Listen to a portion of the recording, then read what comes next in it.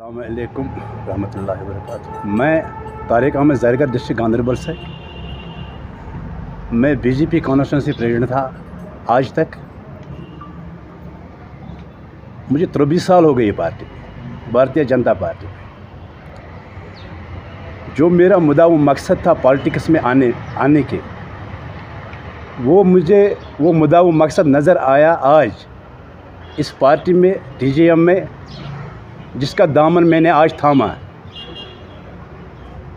जो मेरा मकसद था, मुद्दा था लोगों की मसाइल, गरीबों मजलूमों की, दर्दमंदों की मदद करना, वो मेरी दिली ख्वाहिशा था बचपन से। इसीलिए मैंने पॉलिटिक्स में आना चाहता हूँ। आज मुझे नज़र आया इस पार्टी में ये लोगों की खिदमत कर रहा है। मैंने सुना भी, देखा भी।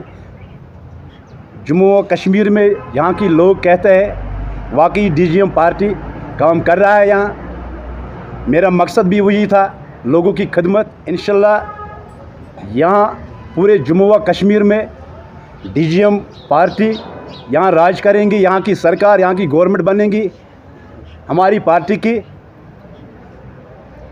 बाकी जो मैंने यहाँ आज आया ऑफिस में श्रीनगर, जो हमारे मीर साहब थे यहाँ, जब मैंने इसे बात की आज से 2 दिन पहले, मेरा दिल मुतमईन हुआ इनकी बातों से, इनकी काम से। ये दिल से पार्टी की काम करना चाहते हैं, इसलिए मैं बहुत मुतमईन हो गया। इसलिए मैंने आज 23 साल की बाद भारतीय जनता पार्टी से रिज़ाइन किया। मैंने पूरा जो मेरा टीम, कॉन्स्टिट्यूंसी टीम सब में आज इस वक्त बैठा है मेरे साथ। पूरे टीम के साथ मैंने आज ज्वाइन किया यहाँ डीजीएम, क्योंकि डीजीएम पे मुझे बहुत भरोसा है। यहाँ की लोग मुतमईन है डीजीएम पार्टी की, ये काम करेंगी लोगों की, मजलूमों की, गरीबों की। खासकर मैं अपनी बात करूँ, मैं दिल से काम करना चाहते हैं यहाँ की आवाम के लिए, यहाँ की गरीब जनता के लिए, क्योंकि ये एक खिदमत खलत जिसका कहता है। पार्टी में आना, पॉलिटिक्स में आना, ये एक इबादत है। वही मैं दिल में रख कर उसको मेरा खुदा ऊपर से देख रहा है। खुदा की कसम में इसी मकसद के लिए पार्टी में आया, इसी मकसद के लिए मैं पॉलिटिक्स में आया कि यहाँ की लोग, यहाँ की आवाम सफ़र कर रहा है इस वक्त।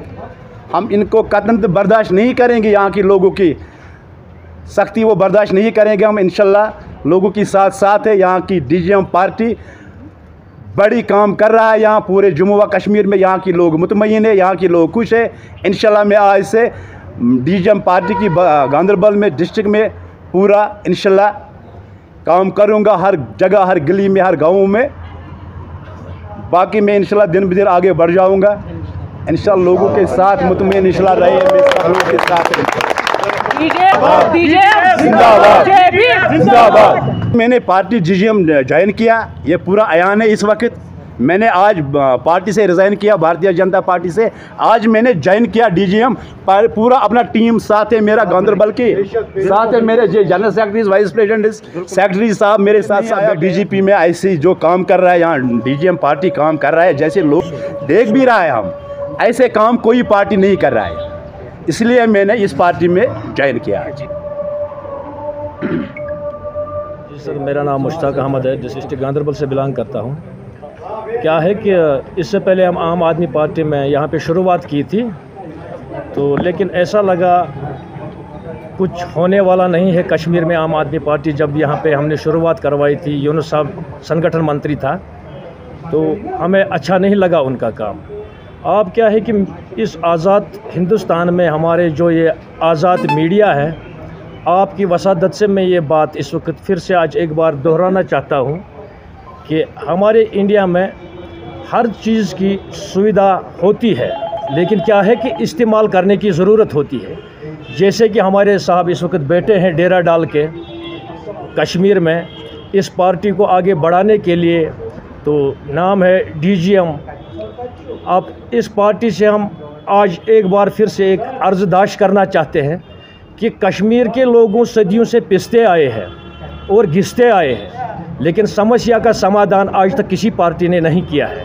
आप तारिक साहब से मैं यही गुजारिश करता हूँ, मीर साहब जो हमारे इस वक्त बैठे हुए हैं, इनसे हमारी यही गुजारिश है कि ये बात आगे तक कम से कम पहुंचना चाहिए, बड़े ऐवानों तक पहुंचनी चाहिए कि हम बार बार सियासतदान अपने हिसाब से तो हर एक ने काम किया है, हम मुखालफत किसी की नहीं करना चाहते हैं, लेकिन वो लोग तो मुखालफत के लायक जब है तब हमें कहना भी पड़ता है कि आप मीर साहब से गुजारिश हमारी युवा जनरेशन इस वक्त है मजबूर ड्रग्स पर होते हैं। मान लीजिए इस वक्त हमारे फ्रूट ग्रोवर्स है, गाड़ियां रोडों पे सड़ रही हैं, पड़ रही है, क्या हमारी इस वक्त भाजपा की सरकार इस पर ध्यान दे रही है? आप तारिक साहब से मेरी गुजारिश यही है, ख़ासकर जो PMIY केस है, ऐसे ही दफ्तरों में पड़े रहते हैं, सड़े रहते हैं। लीजिए आप जिसको CPL परमिट चाहिए उसको बिजली बिल, इस सरकार ने क्या उस पर कोई मुद्दा उठाया है कि अगर ये गरीब है, कोई एम्प्लॉय नहीं है इसके घर में, क्या उसको कम से कम बिजली बिल तो माफ़ नहीं करोगे तो कम से कम तो रेंट तो कम कर सकते हो, AY जो परमिट होता है। तारिक साहब, आप मेरी गुजारिश आपसे यही है, हम आपके पीछे पीछे है, पूरा JNK आपके साथ साथ में है, लेकिन अब हमारा यही गुजारिश और निवेदन रहेगा सरकार से भी, जो आपकी सरकार है। आज देखा है बहुत सारे लोग आप होशियार हो गए हैं हमारे JNK में भी। आप मेरी गुजारिश यही होगी तारिक साहब, ये बात ज़रूर सरकार तक पहुंचाइए, सरकार के कानून तक थोड़ी सी खुजली हो जाए, हो सकता आपके और मीडिया के वसीले से। बाकी आप जो मीडिया, मैं सबसे पहले मोस्ट वेलकम करता हूं आप जर्नलिज्म से जो लोग आए हुए हैं यहाँ पे, क्योंकि आप ऐसी एक शख्सियत हो मेरे नज़रों में, जो यहाँ पे जो भी यहाँ पे हमारा सिस्टम होता है आपके थ्रू ये पूरे अवाम में चला जाता है, और इसके ऊपर मैं फिर कार्रवाई भी करता हूँ, और इसके वसादत से लोगों तक पहुँचता है कि DGM है क्या। DGM के 5 मकासद है। आज मैं अवेयर करना चाहता हूँ भारतीय जनता पार्टी को कि वो इस बात को ध्यान में रखे, अगर DGM यहाँ पे अपने मकसद में कामयाब हो गई, अगर हमारी हिस्सेदारी सरकार में आ गई, 5 चीज़ों के ऊपर फोकस है हमारा, उसमें ना APL देखा जाएगा ना BPL, क्योंकि जो यहाँ पे 32 सालों से JNK UT के अवाम को मुसीबतों का सामना करना पड़ रहा है, वो यहाँ का अवाम जानता है, यहाँ का यूथ जानता है, यहाँ का बुज़ुर्ग जानता है। हम सबसे पहले राशन फ्री, बिजली फ्री, पानी फ्री, और सीनियर सिटीज़नों के लिए रहने सहने का सामान फ्री, और 5वां, जिस दिन हमें खुदा की कसम हुकूमत मिली, 61,400 जो डेलीवेजर यहाँ पे कैजुअल लेबर काम कर रहे हैं, 12 घंटों के अंदर हलफ उठाते उन्हें हम परमिट कर देंगे। और यूथ के लिए एट प्रेजेंट जो यूथ यहाँ पे बेरोज़गारी के आलम में परेशान है, ड्रग्स में मुंतखब है, गलत चीज़ों में मुंतखब हो रहे हैं, उनके लिए हम जो यहाँ पे गवर्नमेंट ऑफ इंडिया ने स्कीमें लॉन्च की हुई है, वो स्कीमें हमारे ऑफिस से उन्हें पूरे बैंक तक कंप्लीट की जाएगी। उसके लिए मैंने एक शाख यहाँ पे खोला है, और इंशाअल्लाह रहमान जो आज भारतीय जनता पार्टी को JNK UT के अंदर, ख़ास तौर पर डिस्ट्रिक्ट गांदरबल के अंदर एक शिकस्त खाने का मौका मिला DGM के हाथों, जो एक constituency president not a joke 23 साल जिसने वर्क किया है तारिक अहमद जरगर ने, उसने भारतीय जनता पार्टी का दामन छोड़ के DGM का दामन पकड़ लिया। उससे मैं अपने नेशनल प्रधान सतीश सिंह जाटव जी के वसादत से भी मुबारकबादी पेश करता हूं, और अपने दिल की उम्मीद गहराइयों से भी मुबारकबादी पेश करता हूं। और जो हमारे दूसरे मंजूर अहमद खान साहब जो कंगन कॉन्स्टिट्यूंसी से है, जो आम आदमी पार्टी के रीढ़ की एक हड्डी जैसी थी, जो उनके लिए उन्होंने काम किया, लेकिन बेमकासद हुआ, लोगों का काम नहीं हो पाया। लेकिन मैं शुक्रगुज़ार हूँ LG एडमिनिस्ट्रेशन का, क्योंकि मैं जो भी दरबार लगाता हूँ, आप देखिए एक सुहेल मीरी बैठा है DGM के अंदर, जो पूरे कश्मीर के अंदर हर एक जगह दरबार लगाता हो, चाहे वो गाँव के लास्ट स्टेज पे क्यों ना हो। ये मीडिया को भी, कहीं मीडिया वालों को भी पता है, मैं अवामी दरबार लगाता हूँ, और जल्दी लेफ्टिनेंट गवर्नर साहब के साथ मुलाकात की इंतखाब करता हूँ, और उन्हें वो टेबल पे रख के इंशाअल्लाह रहमान उनके कामों को अंजाम में लाया जाता है। साहब आगे बढ़ो, हम तुम्हारे साथ हैं, साहब आगे बढ़ो, हम तुम्हारे साथ हैं। मैंने पहले भी आप जर्नलिस्ट के लोगों को बताया था कि मेरे पास कुछ ऐसी डिग्निटीज़ है जो ख़ास तौर पर नेशनल कॉन्फ्रेंस की है और PDP की है, जो कैबिनेट में रहे हैं, वो भी ऑफ़र करें, लेकिन मैं कुछ अलग चाहता हूँ, हट के नए चेहरे चाहता हूँ मैं। इन्होंने बहुत खा पी के जमा रखा है, अब मैं यूथ को आगे पावर देना चाहता हूँ। मेरे मंत्री जो होंगे वो यूथ से होंगे, मेरे जो MLAs होंगे वो ऑल ओवर JNK UT के अंदर यूथ से होंगे। मैं नहीं चाहता हूँ कि मैं उन्हें प्रोड्यूस करूँ, अपनी पार्टी को फिर बदनाम करूँ। देखिए ये बात तो अलग है, लेकिन मैं मेरा कहना और जहाँ तक मेरा बीजेपी के साथ ताल्लुक़ रहा कई साल, जो मुझे अपना तजुर्बा है, और आज़ाद साहब ने ये मेरे ख़्याल से एक सबसे बड़ी गलती कर दी जो भारतीय जनता पार्टी का डी पार्ट बना। अब ये झंडा शंडा लॉन्च करने का ये एक बहाना है, जैसे कि आम आदमी पार्टी की ने यहाँ पे लॉन्चमेंट की थी, वो भी तो बेसिकली अन्ना हज़ारी की बेस क्या थी, वो भी तो आरएसएस था।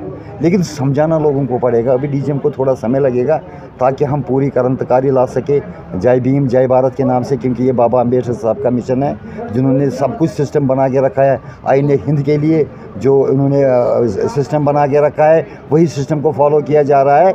लेकिन आज मैं अवेयर करना चाहता हूं अपने डीजीएम के माध्यम से, जो यहाँ पे गुलाम नबी आज़ाद साहब ने किया, आप लोग मेरी बुरा बात नहीं माना, जो 52 साल कांग्रेस के साथ रहा, लास्ट में उन्हें नहीं वफ़ा किया तो अब हमें क्या वफ़ा करेगा। आप मीडिया वाले तो एक बात को ध्यान में रखो, आप जब भी बात करते हो कभी उल्टी करते हो कभी सीधी करते हो, लेकिन मैं सीधा ठोक के बोलता हूँ भाई डीजीएम को आज़ाद से कोई फ़र्क नहीं पड़ेगा, क्योंकि वो बूढ़े हो चुके हैं, अब उनका खून बूढ़ा हो चुका है।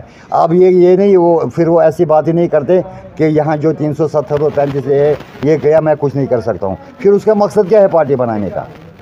वो सीधा सीएम आना चाहता है भाई, सीएम पद के लिए, उसके लिए मैं भी तैयार हूँ और मेरे वो भी तैयार है। हम भी डीजीएम में से किसी को चुनेंगे।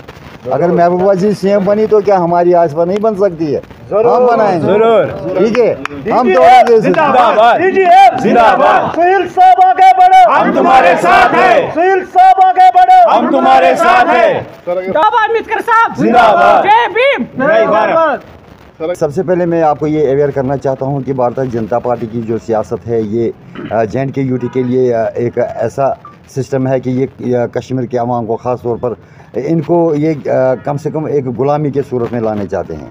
लेकिन हम उम्मत नबी है सल्लल्लाहु अलैहि वसल्लम, हमें इन चीज़ों से कोई फ़र्क नहीं पड़ी। यहाँ 32 साल एक तवारीख चलती रही, एक कशमकश चलती रही, एक जंग चलता रहा गया, लेकिन फिर भी कश्मीरी भूखा नहीं रहा। हम उम्मत नबी है, हमारे पास सबसे बड़ा वो पावर है।